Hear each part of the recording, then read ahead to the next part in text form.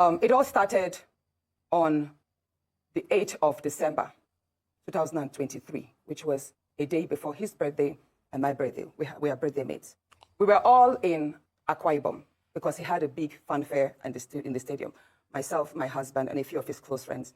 We went to Akwa Ibom. And at first, we were at Ikot Ekpene. We were in his house in Ikot Ekpene. Then we all moved to his house in Uyo, which was about 8 p.m. And he held my hand and said he wanted to show me around his house. My husband was walking behind us, just three of us. We were walking around from room to room. He showed me the beautiful interior. This was done by this, by that. This designer here, he bought this from. I was like, oh, it's beautiful.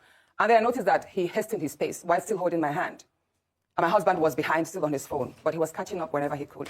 And then he got to this particular sitting room, and he said, do you like my house? I said, of course, sir. Every room, beautiful, nice interior, quality taste.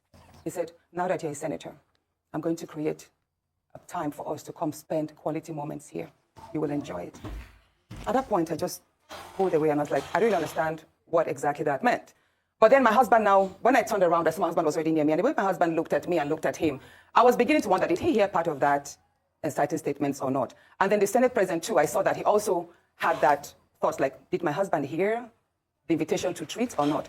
So then the Senate president now said, oh, by the way, let me show you my chapel. He has a chapel in his house as well. So when we were going to the chapel, we walked in silence and all. So that evening, before we left the Senate president's house at about 11 midnight to the 4 Points in Ikot Ekpene. And my husband asked me, Natasha, what did the Senate president whisper to you? What's he telling you? I thought, should I tell him that he was speaking about bringing me in here at a special time for us to have a good time?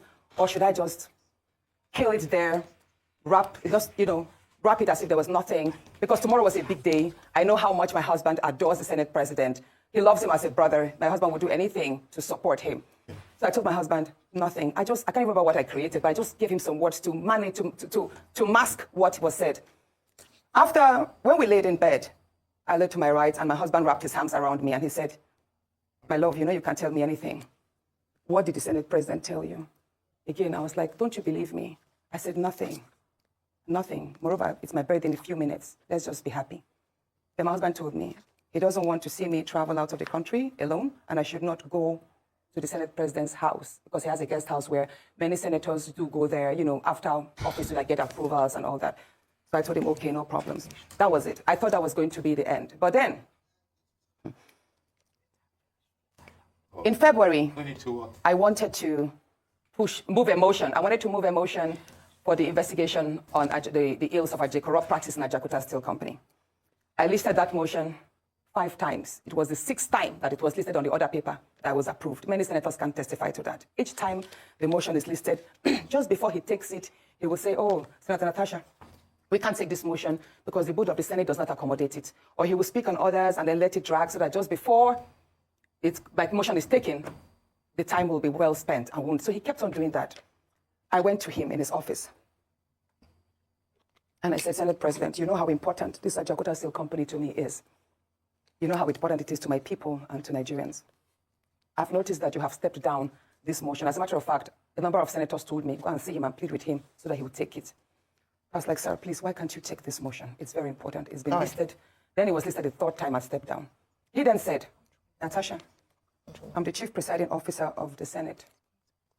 You can enjoy a whole lot if you take care of me and make me happy.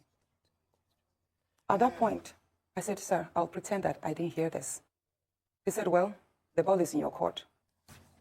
I left his office, and when I got home, I told my husband, I didn't tell my husband what happened. I just told my husband, please, can you speak to the Senate president to allow my motion scale through?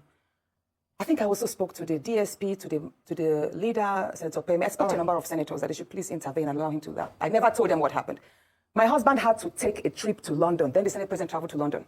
My husband met with the Senate president in London and pleaded with him. Let my wife take this motion on Ajaokuta. That is very important to her. Okay. All right, Senator Natasha. Said, okay, that he did not take it because he was protecting me.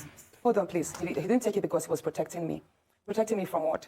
Anyway, at the time my demotion was taken, it was the Deputy Senate President, His Excellency Barra, that actually sat. The Senate President stood up and walked out So it was Senator Barao that actually took it. All right, Senator Natasha. And from there, Senator now, Natasha. many other incidents happened. Yes, Senator let's Natasha. talk about the nightclub. Yes. Hold on, let's talk about the nightclub incident. Professor Kila is going to ask you a question. I'm so sorry to have to interject here, but I just want to mention that, and I'm glad you gave the caveat at the beginning of your statement, that this is your side of the story, and the Senate President has the right to defend himself or to counter what happened between you privately. So what I assume, or from what you're saying, is that what happened last week Thursday began from a private conversation, and then you have felt like you've been maligned as a result of you not agreeing to certain propositions, right? Yes. Okay, so what has happened? You know the story of when a student keeps being failed. Yes. Please, let me say this, Ayo. You know the situation we see in universities whereby a student is continuously being failed just because she has not slept with the lecturer. That's what I've been facing, in simple terms.